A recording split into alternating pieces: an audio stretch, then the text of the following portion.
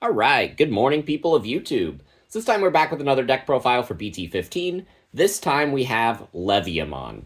So, the way the format's shaping up, there are three decks that have the most representation. They are Red Hybrid, Numemon, and this deck.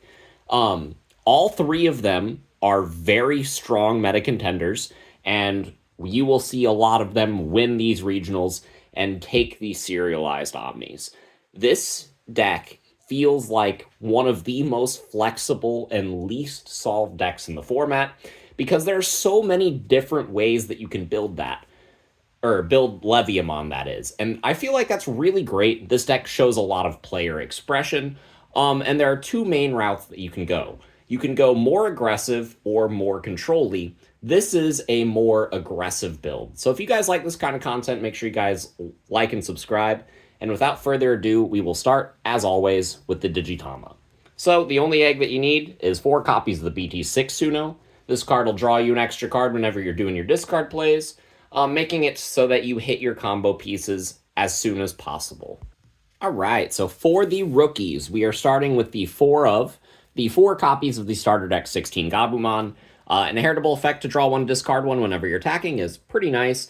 But also the start of your main to gain a memory is really good. This deck does not play any tamers, and the reason for that is that we have less bodies in play than our opponent does, because our Leviamon pieces kind of require that. It's also better into the mirror match, because if they trigger a tamer in security, then you can evolve into your Leviamon X, but if you're playing tamers, then they can do the same to you. So hitting tamers in security is actually really good for this deck. Whenever your opponent has tamers in their security, because then you just pop it and then you go into your big alligator. And this card kind of helps you get memory in spite of the fact that you don't have those tamers. With this card and a couple boosts, you can climb all the way up your chain and get all of your pieces rolling. So this card does kind of feel like a mandatory 4-of for the deck. Now we have a bunch of 1-ofs. I have the 1 copy of the starter deck 6 Gabumon because it's limited. The reason this card is in here is because I'm playing the Gabumon X-antibody that's limited, and we want a consistent way to evolve on top of a Gabumon. We are playing a lot of X-antibody pieces. We're playing the Dobermon, the Garurumon, the Scariest, the Levia, and even all the option cards. So this card can grab all of those and then set up our trash as well.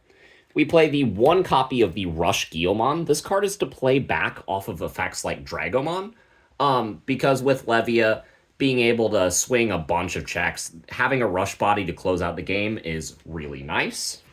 We do play the single copy of Sayako. This is, again, to play off of the Dragomon. If they have a wide board, then you can just draw a bunch of cards and set up your trash as well. So this is one of those cards that does kind of help you get into your top end if you are still searching for it. And it's got a good inheritable effect, but I don't feel like this card is worth it to play more than 1 copy of.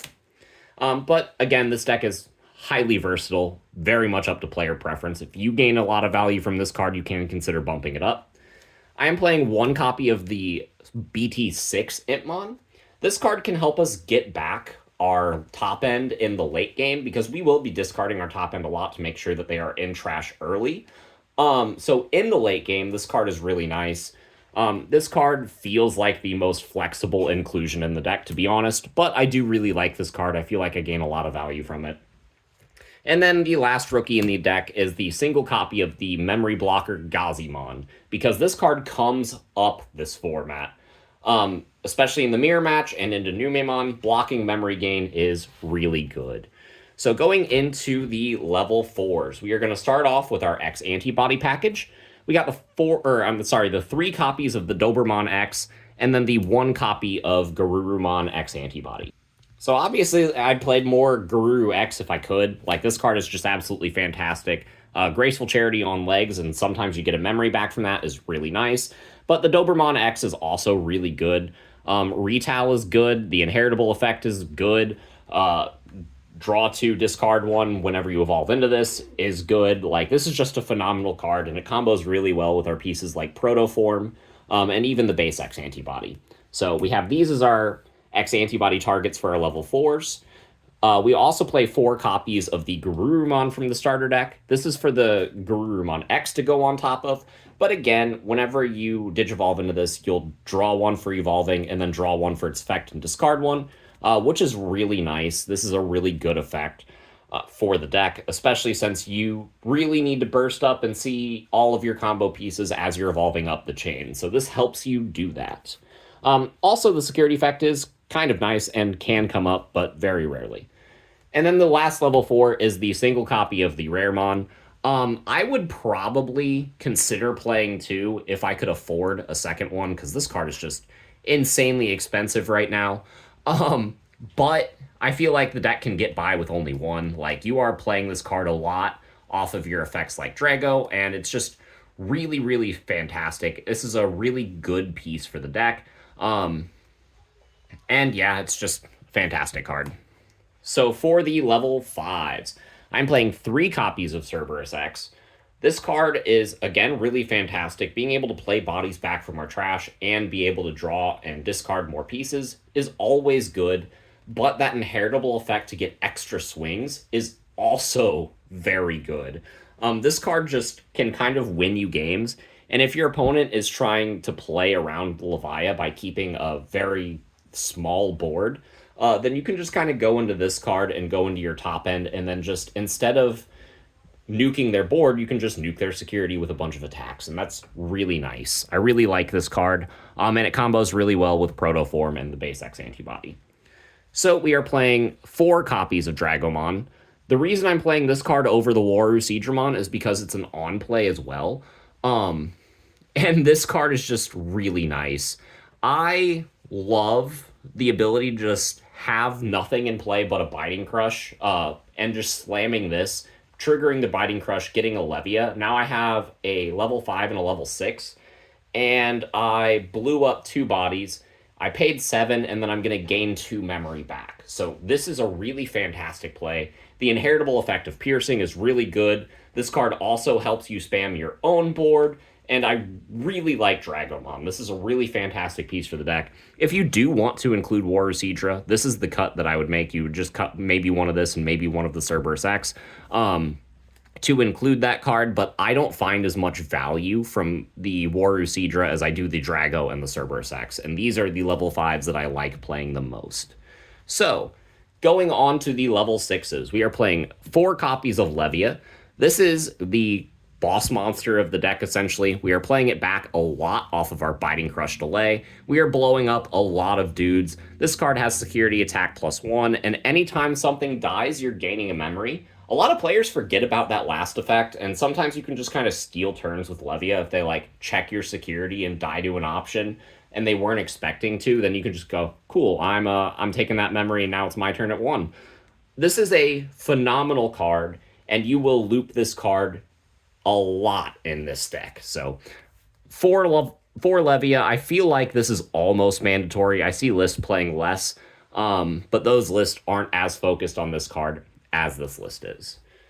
I am also playing 3 copies of Levia X. Now, this card is an absolute monster. If this card is just existing in your trash, and you have a dude with X-antibody underneath it in play, then if you force your opponent to play something off the Drago, then you can evolve into this, and it's really dumb. This card is really fantastic. It checks 3 security by itself. It's 14k. It blows up a level 3, a level 5, and a level 7, regardless of the number of cards in play. And then if your opponent has more cards than you, it also blows up a Tamer, which is really fantastic. This card is just a really good boss monster. I don't feel like you need 4 because that'll start to clump, but I felt like 3 was the perfect sweet spot, especially since I am playing the BT6 Impmon. I am playing 1 more level 6 in the list. I'm playing the single copy of Beelzemon X. Shout out to my buddy Trey for recommending this. This is another Demon Lord that you can discard off the Biting Crush in order to get that delay effect. He's been playing this card in his Levia list for, I think, the past month, and it's just been really good for him. Not only that, but if your opponent tries playing around the Levia, like, blow up the board effect, and you have, like, the Cerberusmon, with an x-antibody under it, then you can kind of just swing, go into this card, and then just trash a bunch of security anyway. Like, this card lets you be proactive even if your opponent is trying to play around all of your things, and that's really nice. If this dies and you've already seen the BT6-Intmon, then you can play that BT6-Intmon again, and then potentially grab this card back. That's also really good. This is just a really good boss monster in Beelzemon and in this deck, so I really do like the one of Beelzemon X in this list. Going into the options, I'm playing 4 copies of Biting Crush because this card is absolutely broken. The ability to blow something up is already good, but having a delay to play Levia is even better. Being able to play a big alligator, blow up a bunch of cards that they have in play, gain a bunch of memory, all off of them just playing the game of Digimon is just kind of stupid. There are a lot of times very early game that I'll just hard drop this for 8 and either whiff on the removal effect, or just pop like a rookie or something just to get one of these in play for its delay effect, and it is just very important.